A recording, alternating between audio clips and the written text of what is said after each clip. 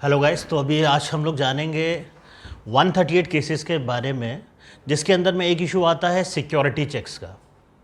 कई बार केसेस में ये डाउट्स आते हैं, लोगों को माइंड में अप्रीहेंशंस होते हैं कि सिक्योरिटी चेक्स के बेसिस पे 138 एनआई एक्ट नहीं बनता है। और कुछ लॉयर्स भी इस तरह की मिस्टेक्स कर लेते हैं कि 138 के मैटर्स में किसी भी चेक को सिक्योरिटी चेक बनाने की कोशिश करते हैं और ये सोचते हैं कि इससे हमारा जो अक्यूज़ है वो डिस्चार्ज हो जाएगा। बेसिकली हमें समझना पड़ेगा कि सिक्योरिटी चेक असल में होता क्या है। कंडीशंस होती हैं कई बार कि जब किसी भी कंपनी के साथ आप कॉन्ट्रैक्ट कर रहे हैं तो कोई ना कोई एक चेक वो अपने पास रख लेती हैं, जो यूज़ होएगा एज अ सिक्योरिटी उनके पास रखा रहेगा और यूज़ होएगा अगर आप अपने कमिटमेंट को फुलफिल नहीं करते हैं या कोई पेमेंट्स नहीं करते हैं। उसको कई बार एग्रीमेंट में मेंशन भी कर दिया जाता है कि ये एज अ सिक्योरिटी चेक रखा गया है और अगर ये पेमेंट नहीं करते हैं या कोई भी चीज़ का ब्रीच होता है then this check will be used. कई लॉयर्स भाई अक्यूज की तरफ से ये आकर के मिस्टेक करते हैं कि उसको सिक्योरिटी चेक बताते हैं कि साहब देखिए एज पर द एग्रीमेंट ये एक सिक्योरिटी चेक था और सिक्योरिटी चेक को यूज़ हुआ इसलिए 138 एक्ट नहीं बनेगा। कुछ केस लॉज हैं इस तरह के जो कहते हैं कि सिक्योरिटी अगर चेक है तो उसके बेसिस पे 138 एक्ट नहीं बनता है और उसमें उनको डिस्चार्ज मिल जाता है। लेकिन दोनों में बड़ा ही एक फाइन डिस्टिंक्शन है जिसे सबसे पहले समझने की ज़रूरत है। सिक्योरिटी चेक तब तक होता है जब तक कि वो एज ए सिक्योरिटी रहता है। एग्जाम्पल लेते हैं, अगर हम लोग कोई कमिटमेंट करते हैं, किसी के साथ में एक अग्रीमेंट कर रहे हैं और उस अग्रीमेंट को करने के बाद में हमारे पास में की कंडीशन होता है कि हम इसको एक्स अमाउंट पे करना है और एक्स अमाउंट पे करने के साथ साथ में एक Y amount as a security इनके पास में जमा रहेगा, जो रिफंडेबल सिक्योरिटी होगा। जनरली जो एग्रीमेंट्स में देखने को मिलता है कि एज अ रिफंडेबल सिक्योरिटी ये अमाउंट जमा रहेगा जो इतने दिन बाद या अग्रीमेंट के टेन्योर खत्म होने के बाद में वापस आ जाएगा। बाकी जो कॉन्ट्रैक्ट होती है, जो डीलिंग्स होती हैं जिसके लिए आप काम कर रहे हैं या कोई इनको प्रोडक्ट दे रहे हैं, उसके अगेंस्ट में कंसिडरेशन प्राइस होती है।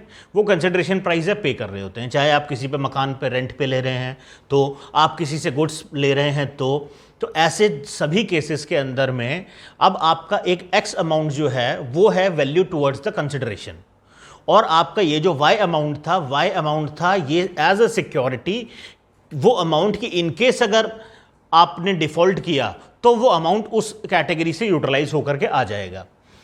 अब यहां पे इस चीज को समझिए कि एक्स अमाउंट अगर एग्रीमेंट में ये लिखा है कि चेक की जगह, सिक्योरिटी चेक की जगह आप सिक्योरिटी अमाउंट डिपॉजिट करेंगे और वहां पे उसकी एवज में दिया हुआ चेक अगर वो डिसऑनर हो जाता है तब 138 नहीं बनेगा।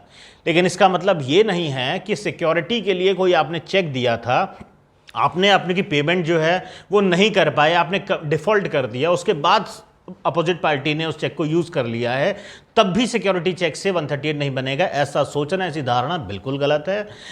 वो सिक्योरिटी चेक तब तक था जब तक एज ए सिक्योरिटी रखा हुआ था।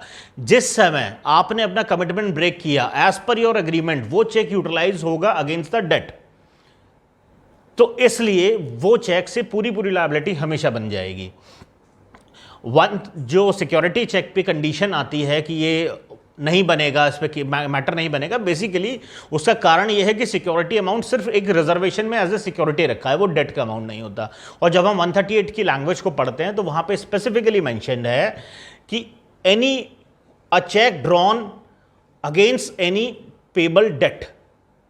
सो डेट वहां पे मेंशन है। डेट वर्ड का मतलब हुआ कि कोई कंसिडरेशन के अगेंस्ट कोई लेनदारी देनदारी बनी रहना। तो कोई काम मैंने किया है, कोई पेमेंट मुझे देनी है, उसकी देनदारी बनी रहना, उसकी एवज में दिया गया चेक।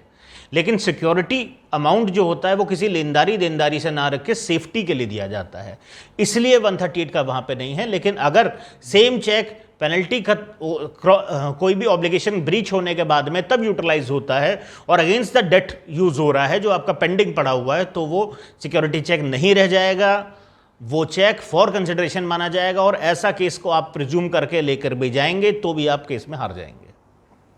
Thank you guys.